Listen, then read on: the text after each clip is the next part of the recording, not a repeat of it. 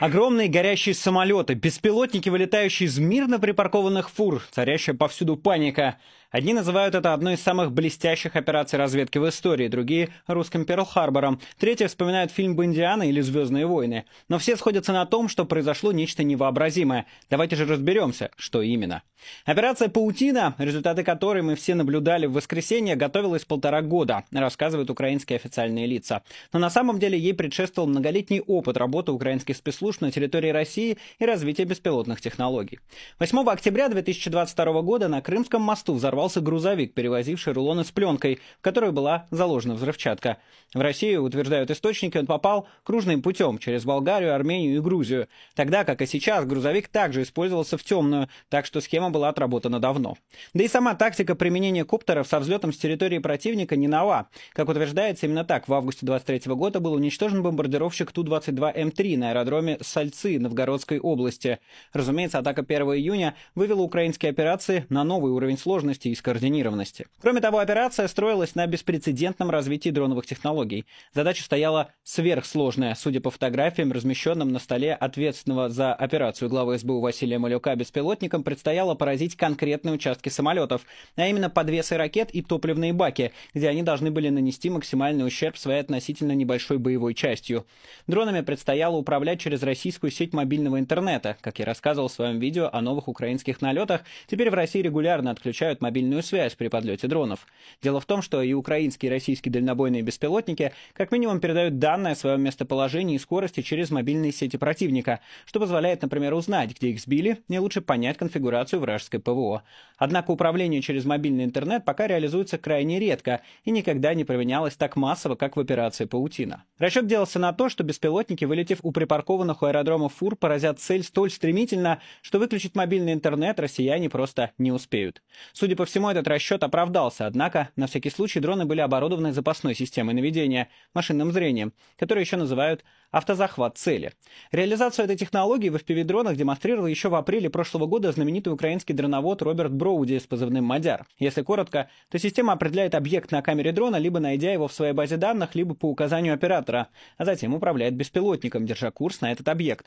Поэтому такую технологию еще называют донаведением. На фронте такая система помогает противодействовать рэп ближнего действия, поскольку беспилотник наводится на цель по указаниям только бортового компьютера, без участия оператора.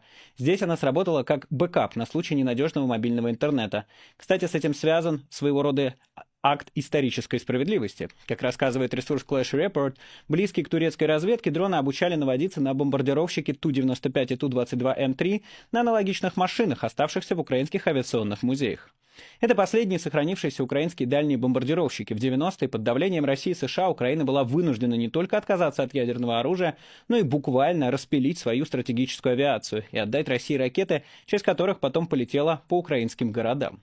Возник определенный должок, который Украина вернула в ходе операции «Паутина». Говоря о технических деталях, для операции, по данным канала Russia No Context, были выбраны БПЛА с искусственным интеллектом ОСА от украинской компании First Contact. Он имеет необычную закрытую раму, в которой размещена вся электроника, что позволило дронам пережить поездку в фурах по российским дорогам и давало возможность провести операцию при любых погодных условиях. Кроме этого, дроны были дооснащены полозьями для обеспечения старта. Также, возможно, как раз в них могла быть и зажигательная смесь. Производитель заявляет, что ОСА может поднять до 3,3 кг полезной нагрузки и находиться в воздухе до 15 минут. Дрон также имеет возможность разгоняться до 42 метров в секунду, то есть до 150 км в час, что позволяет наносить им удары, несмотря на штормовой ветер, что также говорит о причинах выбора именно этого дрона. Цель операции тоже была выбрана не случайно. Российские стратегические ракетоносцы – визуальный символ российского террора против мирного населения Украины. Сообщение в украинских мониторинговых каналах зафиксирован взлет Ту-95 с аэродрома Оленья, как правило, означает, что украинцев ждет очередная бессонная ночь, а украинских ПВОшников и спасателей тяжелая работа.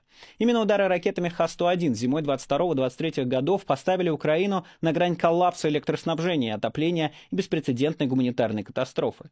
Тогда украинцев не получилось заморозить в собственных домах, но удары от этого не прекратились, а производство ракет только растет. На 25 год запланировано изготовить 633 Х-101, что позволяет осуществлять разрушительные налеты по 50 ракет примерно раз в месяц. Помимо прочего, истощая украинскую ПВО. Кроме того, эти бомбардировщики – видимый символ российской ядерной угрозы, которая по итогам более 3 лет войны оказалась пшиком, но все равно сыграла огромную роль в сдерживании помощи от западных партнеров.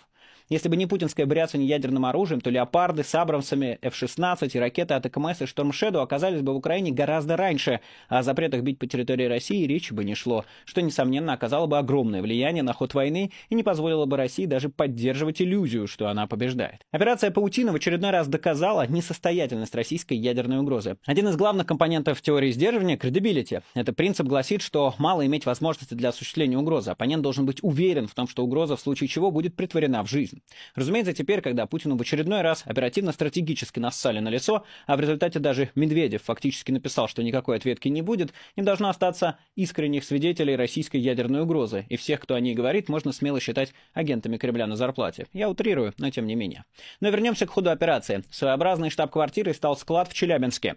Видимо, его имел в виду Зеленский, говоря, что офис операции находился неподалеку от местного ФСБ. Склад удалось геолоцировать по кадрам подготовки к операции, опубликованным СБУ. По опубликованным противником кадрам подготовки атаки на аэродромы и базирования стратегической авиации удалось установить геолокацию склада, точки сборки вагончиков с FPV, написал Z-военкор Владимир Романов. Помещение с идентичным краном и такими же окнами ранее сдавалось в аренду за 350 тысяч рублей в месяц. Адрес помещения – Челябинск, Свердловский тракт, 28А.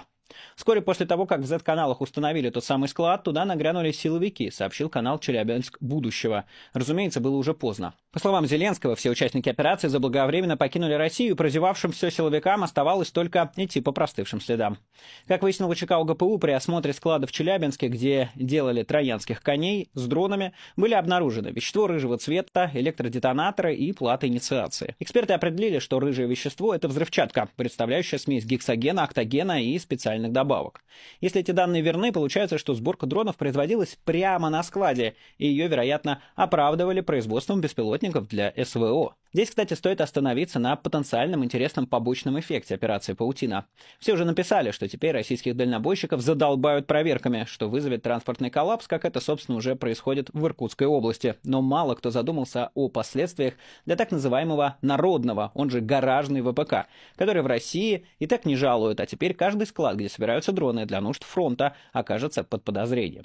Собственно, такое мнение уже озвучил Z-военкор Александр Сладков. Вот что он пишет. «Вот мой боевой товарищ написал мне», пишет военкор и далее приводит мысли своего возможно воображаемого собеседника. «Самый главный наш враг – это мы сами. Производить оружие должны под контролем государства. Я с трудом представляю, что никто не знал, что они в каких-то ангарах чего-то там мутят, а они вполне могли прикрываться рассказами про производство для нужд нашей армии». У меня такое же мнение, что народный ВПК должен срочно становиться государственным. Да, мое мнение такое же, но я на всякий случай с ним категорически не согласен, пишет Сладков. Можно только порадоваться, если производство дронов полностью отдадут неповоротливой российской оборонке, которая хронически не приемлет инноваций, если только речь не идет о проектах, на которые можно десятилетиями пилить бабло.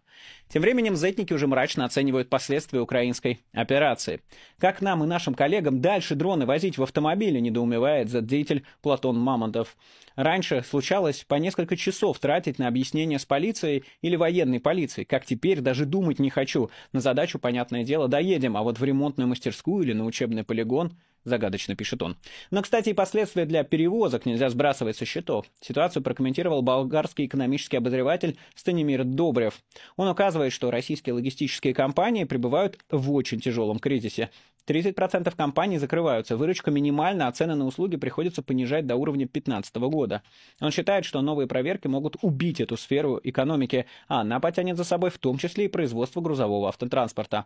Но вернемся к нашим фурам, которые пока еще ездят. После того, как дроны были собраны и помещены в мобильные домики, которые, по легенде, и предстояло доставить, они были погружены на фуры и разъехались по российским регионам, где базируются стратегические бомбардировщики.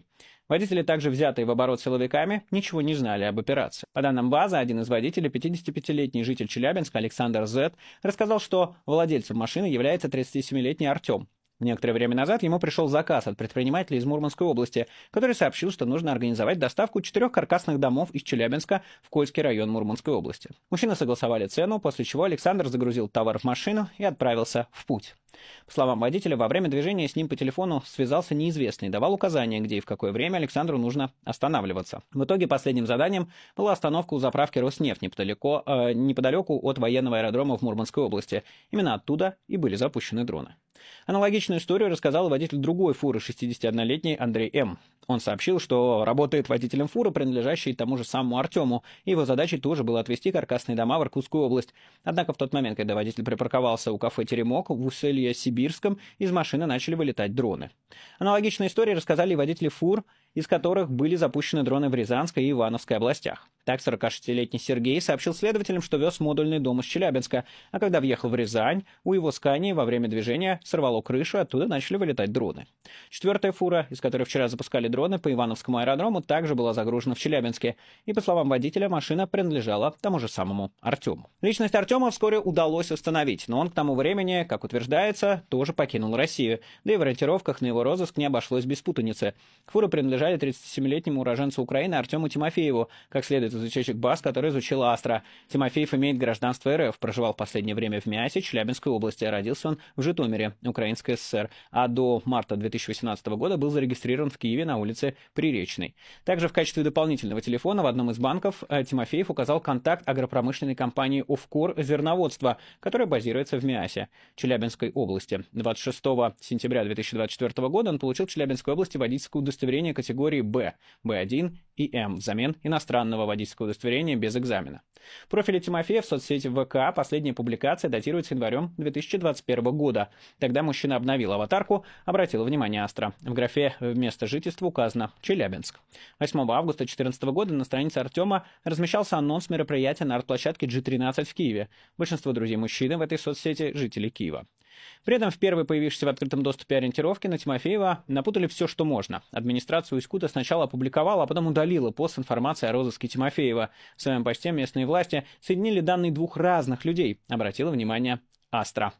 Также заметка о розыске Тимофеева исчезла с сайта местного издания irkutskmedia.ru. Изначально в ориентировке иркутских властей было указано имя уроженца Донецка Тимофеева Артема Валерьевича, но, как выяснила Астра, на фото в ориентировке 30-летний уроженец Житомира Тимофеев Артем Игоревич с той же датой рождения. Именно на него были зарегистрированы фуры, в которых дроны атаковали 4 российских аэродрома стратегической авиации, выяснила Астра.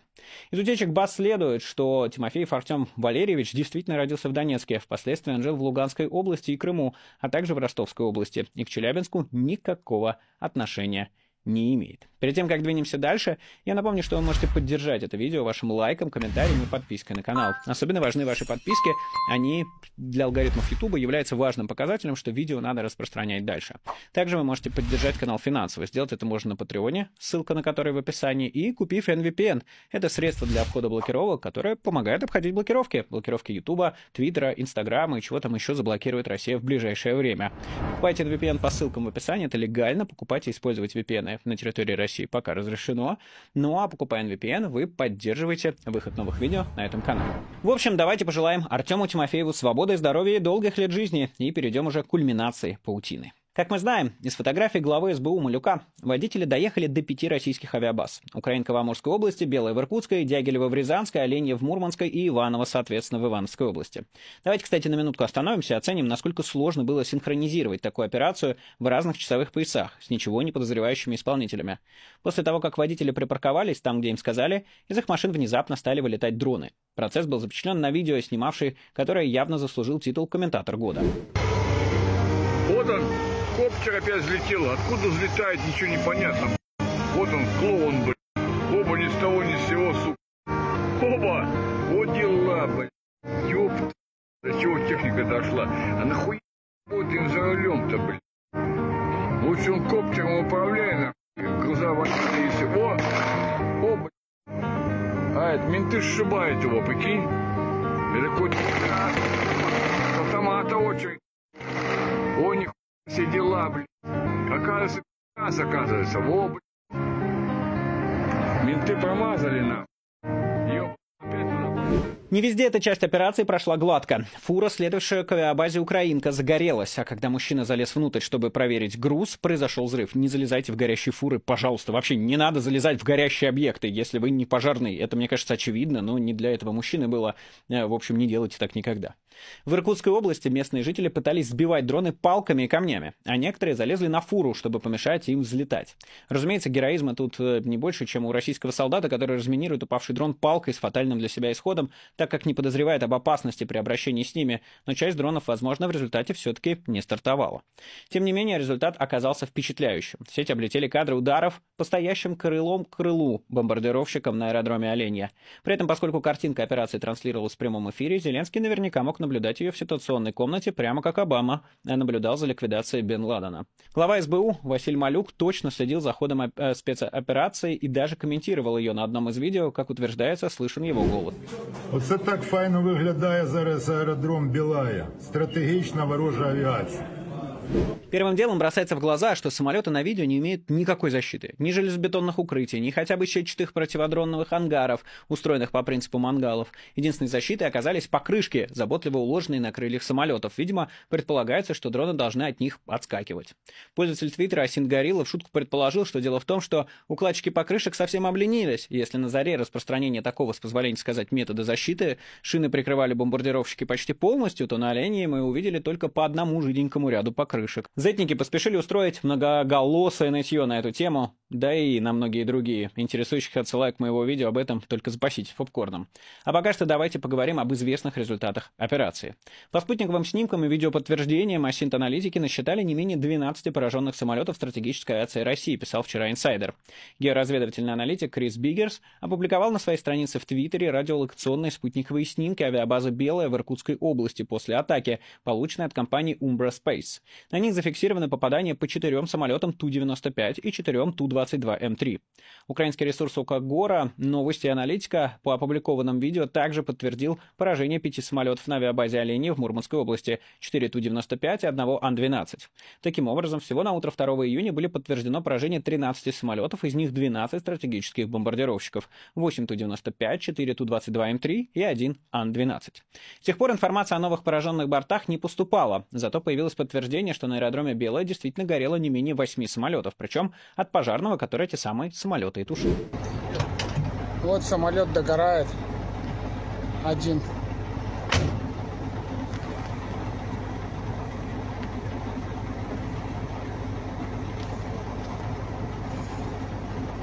И таких еще 7 штук.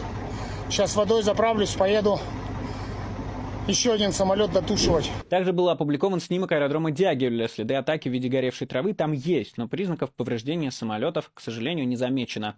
Четких снимков аэродромов Иваново, Украинка и, самое главное, Оленья на момент подготовки ролика до сих пор нет. А значит, цифра в 12 пораженных бомбардировщиков может увеличиться, хотя вряд ли до 40 бортов, заявленных украинскими властями. Источник New York Times среди европейских и американских чиновников дают предварительную цифру до 20 уничтоженных или серьезно поврежденных стратегических бортов, и мне кажется, она недалека от истины.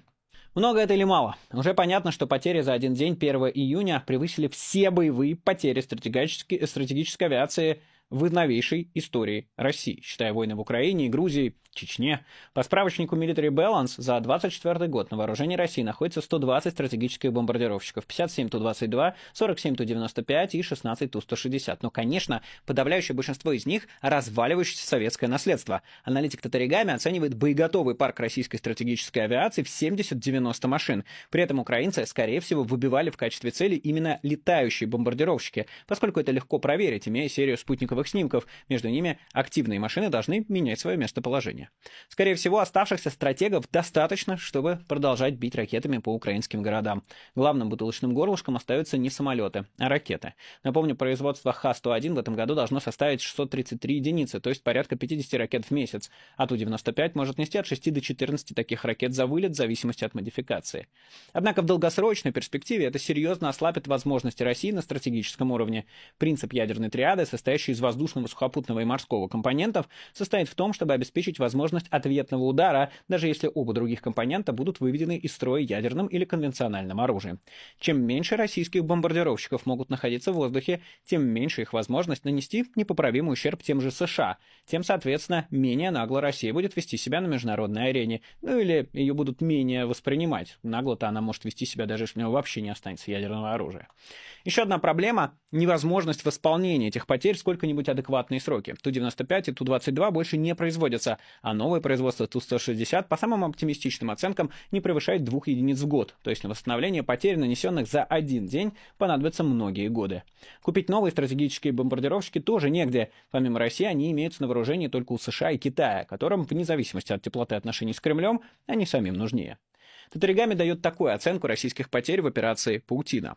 Утрата даже части этих активов, особенно тех, которые трудно или почти невозможно заменить, снижает способность России к дальнему проецированию силы и ограничивает ее общую геостратегическую гибкость.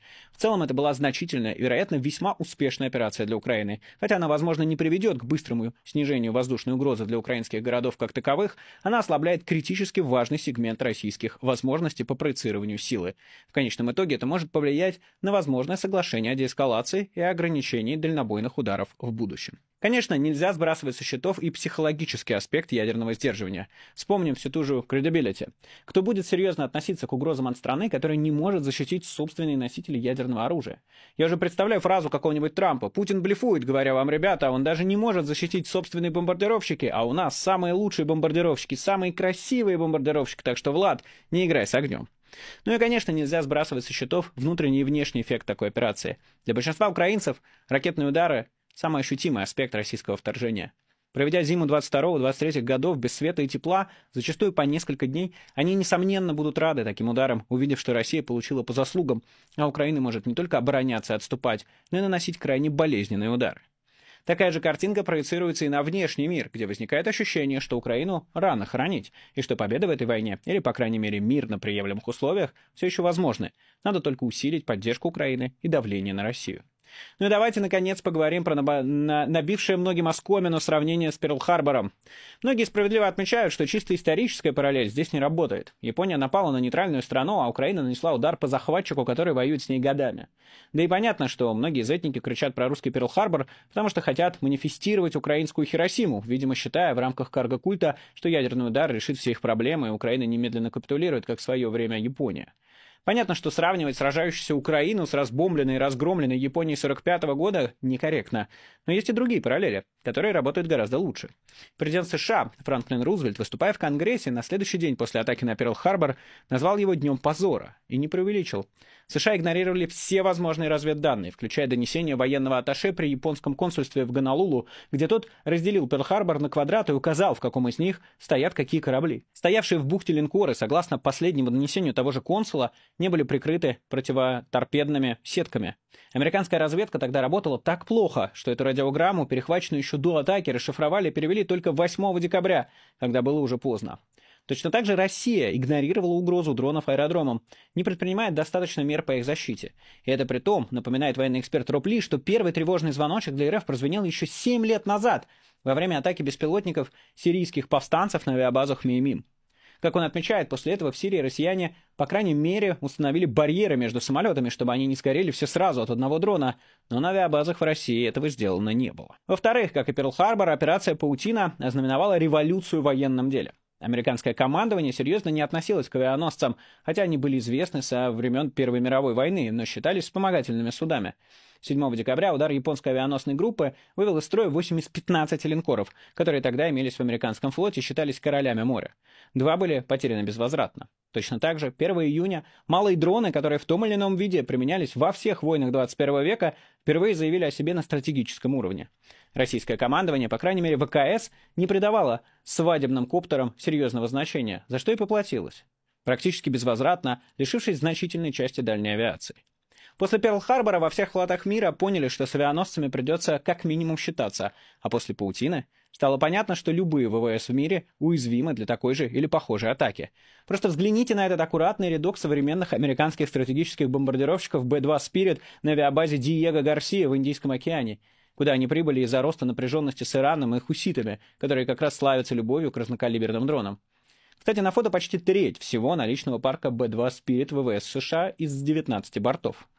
Похожие мысли и сравнения с Перл-Харбором излагает американский военный историк Макс Бут в своей колонке «Washington Post» под названием «Украина только что переписала правила ведения войны».